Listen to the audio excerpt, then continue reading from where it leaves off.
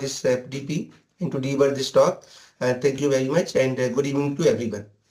So let me share my slides.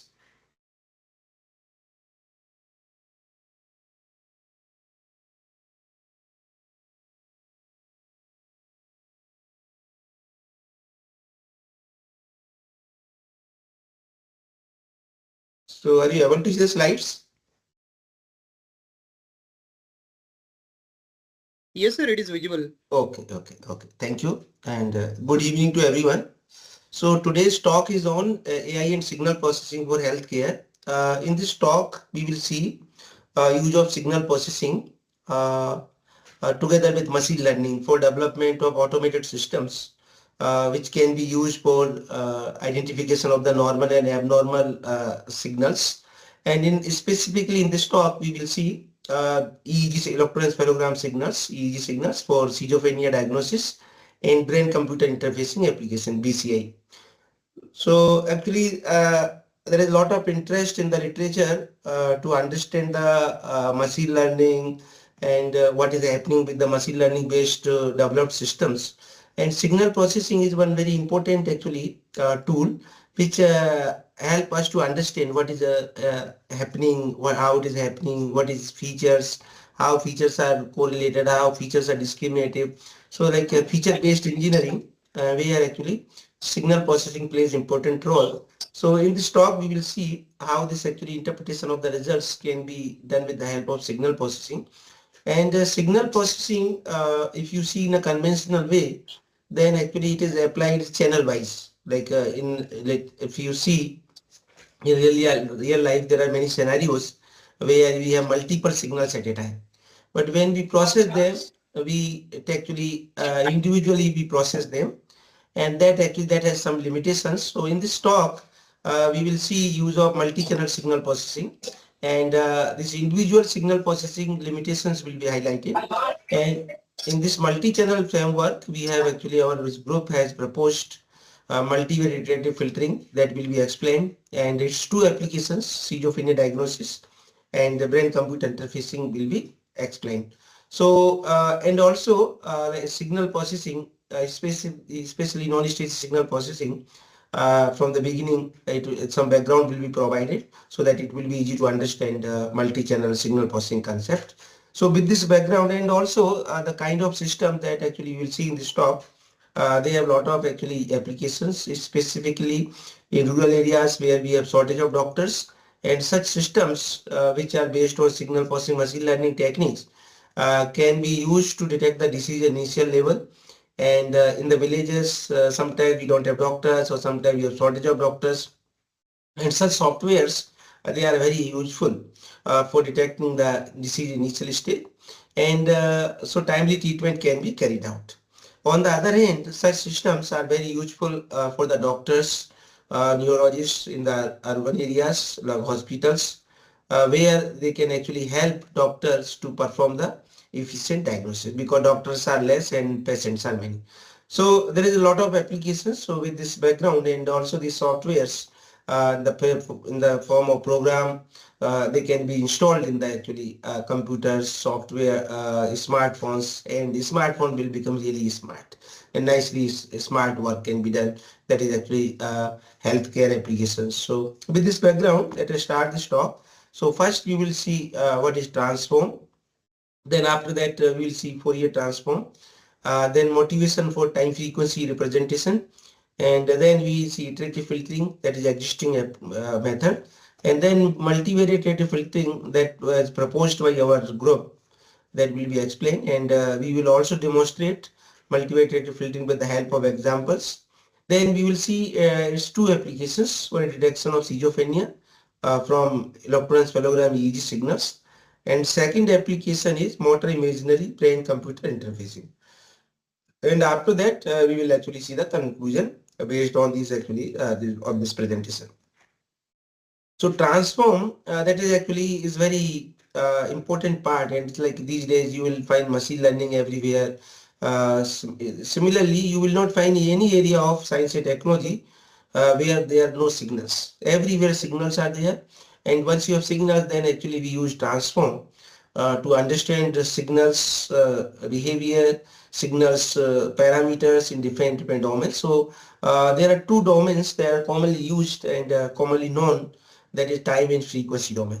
So this actually transform can be considered as a bridge between time domain and frequency domain. So one can go from time domain to frequency domain by using transform that we call like analysis. And by doing some operation that is easier in frequency domain, you can come back in time domain by using inverse transform that is known as synthesis.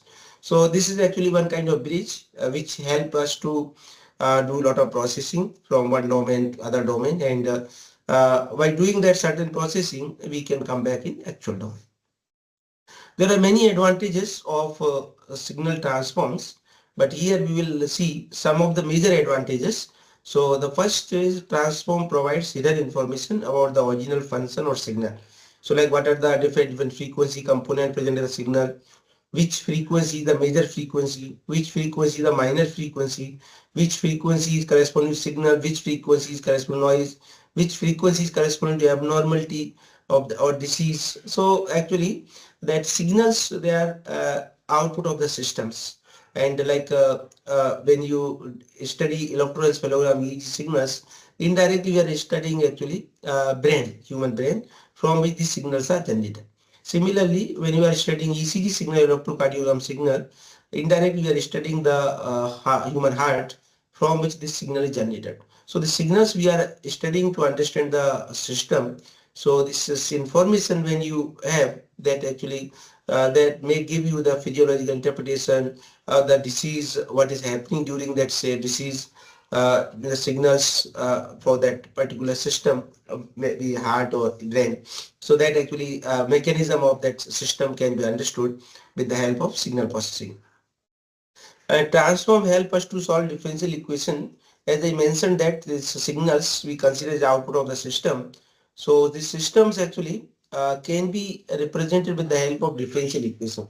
That is more general model. So where you have input and output, and in terms of input output, and you can have differential equation. And if your system is simple one, then the order of this differential equation is very less. So that manually you can solve this differential equation, but in real life systems, when you go for biomedical applications, then actually the order of that differential equation is very high.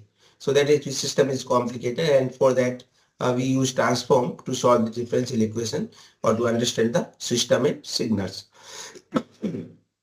And transform may provide data compression, and storage may require less memory. So that actually in the signals representation, we use actually basis functions, and basis functions they should be similar to the signal that we want to analyze. And if these basis functions somehow you are able to use according to the nature of the signal, then actually they can capture the inherent nature of the signal, and then that way requirement of coefficient will be less in other domain, maybe in frequency domain. So that can give the idea of compression, and these also this in frequency domain based parameters, they can be used as a set of features.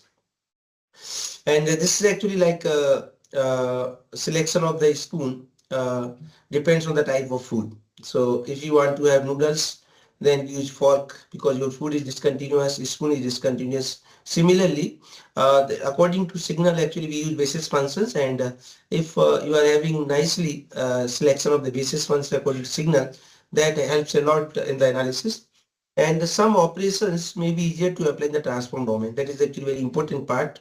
So one of the good thing in transform domain, like when you go in other domain, for example, in frequency domain, so there is no time in the frequency domain. Time is actually integrated.